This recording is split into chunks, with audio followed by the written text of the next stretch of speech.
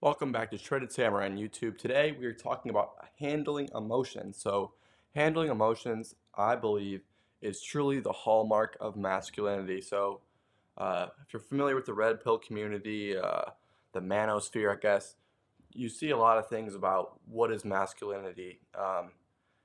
And I believe a lot of people, and they're not guilty of this, but they're sharing a message which is not true masculinity. So, um, emotionalism and uh, downgrading others and self egoic promotion is not true masculinity. So you have Marcus Aurelius right here. He's a famous Stoic. That to me represents real masculinity, someone who's not going to be easily pushed and pulled in the winds of life. That's real masculinity. It doesn't necessarily have anything to do with supercars or the amount of women you have. Realistically, I believe handling emotions is a much better determinant of masculinity than a lot of the materialism you see in the world. So today I have 5 strategies for you that I've used to handle emotions, and I hope it will give you something that you can try out and improve your day-to-day well-being. So our first strategy, I'm sorry, not our first strategy.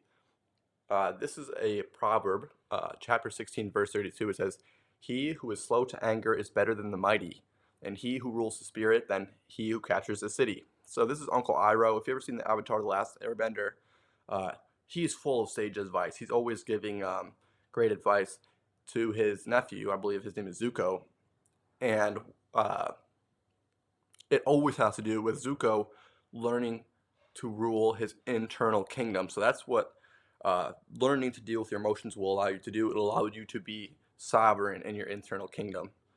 Before we talk about handling emotions, let's talk about what are emotions. So if you go on Google and try and search up what emotions are, you really can't find a super solid definition. People say they're mental formations, whatever, whatever. Uh, we'll just use these definitions today to talk about emotions. So they present as thoughts and feelings. So if you have a strong emotion, you might feel something in your stomach. It'll be like, ooh, or it'll be painful, or it'll start to make you sweat, right? It's feelings. And it's also thoughts. So thoughts will come to you, and they could be negative, and they could even be positive, right? So an emotional thought will try and tell you you're either worse than someone else or better than someone else. So those are a sign that it's an emotional thought. They can be pleasurable or displeasurable. So some emotions feel good. They boost us up. They boost our ego.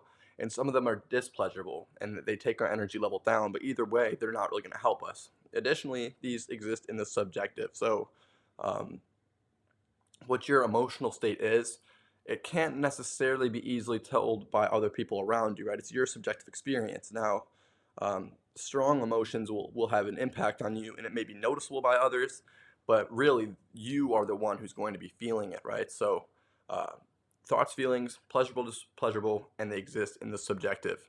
Let's get into techniques today to talk about how we're going to handle these emotions. Number one is mindfulness meditation. So, mindfulness meditation is very popular.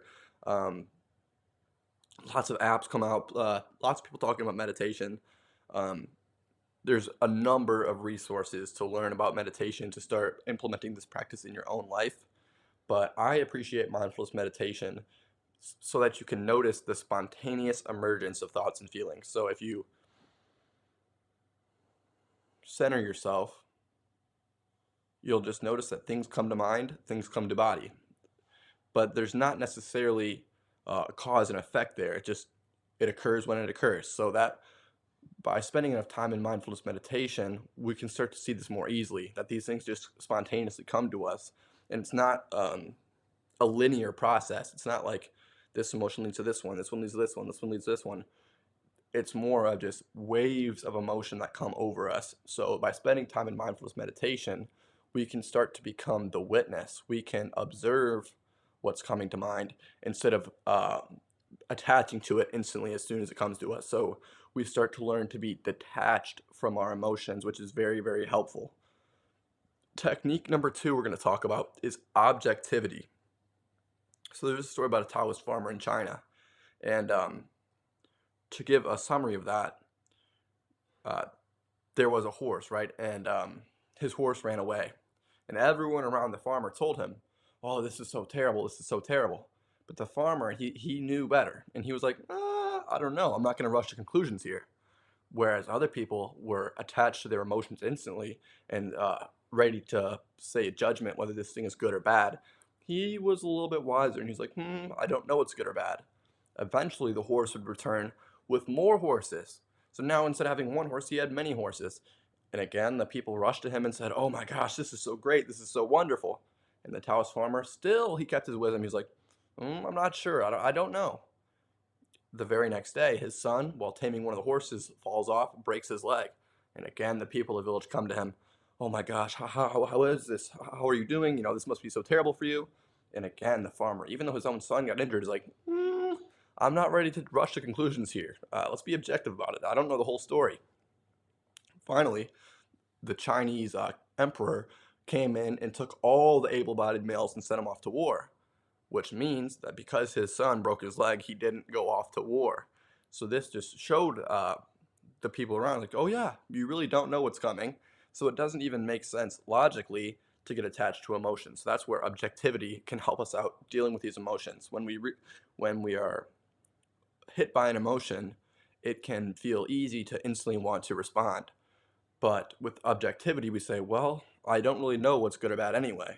So whatever situation occurs, whether it's you lose a fight in martial arts or whatever happens, you you remain objective and say, well, who knows what would have happened if I won that fight? Or if you lose your job, oh, this is so terrible. Who knows? Who knows what opportunities await you that will open because of not having that job? So that's why we're going to remain objective to handle these emotions. Technique number 3 is letting go. So this is a book by David R. Hawkins, someone I've studied quite a bit. He is a great teacher. That's his book, The Pathway of Surrender. In this book, it teaches us to deal with emotions by not doing these 3 things, which are expressing, suppressing, and escaping our emotions. So expression is, I'm hit by an emotion. Instead of just being with it, experiencing it for what it is, and letting it go, I start to express it. I start to tell myself the story and magnify the emotion, right?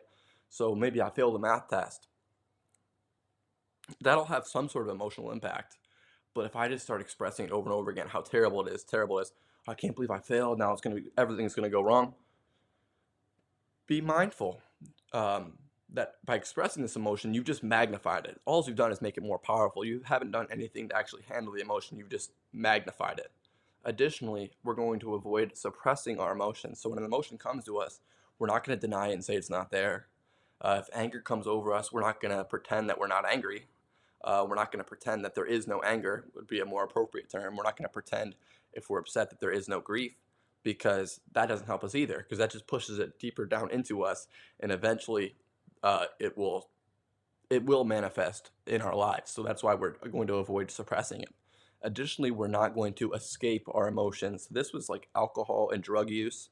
It's very common to say, okay, these emotions, I don't know how to handle them, so I'm just going to hit the bottle. But that is not going to help us in the long term, and it's just going to compound upon our life and just make our life more and more challenging. Okay, so with letting go, we're going to be mindful.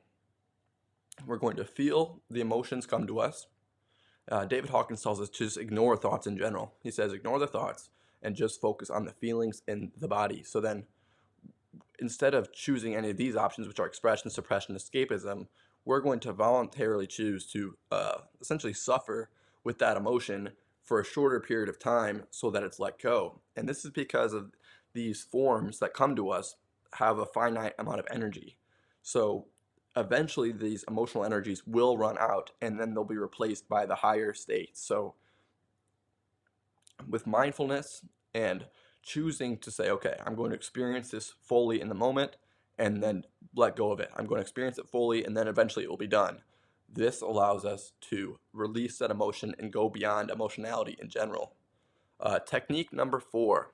This is neti neti. So this says, a Sanskrit expression that translates to neither this nor that, or not this, not that. Neti neti is a form of analytical meditation that helps the individual understand the nature of Brahman, which they say is absolute reality, by first understanding what is not Brahman. So below this I put not the source of this, not the source of that. This one takes more time to align with. If there was one that I would say that you maybe save for last, it would be Nati Nati. Nati Nati is very powerful, but if you hadn't been walking this journey of handling your internal self for a while, it may not be easy to understand what this really means. But essentially, when a thought comes to us or a feeling comes to us, there is a simple acknowledgement that I am not the source of that. I am not responsible for that feeling coming to me. It just came to me. Over time, we start to see, okay, I'm not even the source of the one that uh, acknowledged the thought. I'm not even the source of the one that says nati nati.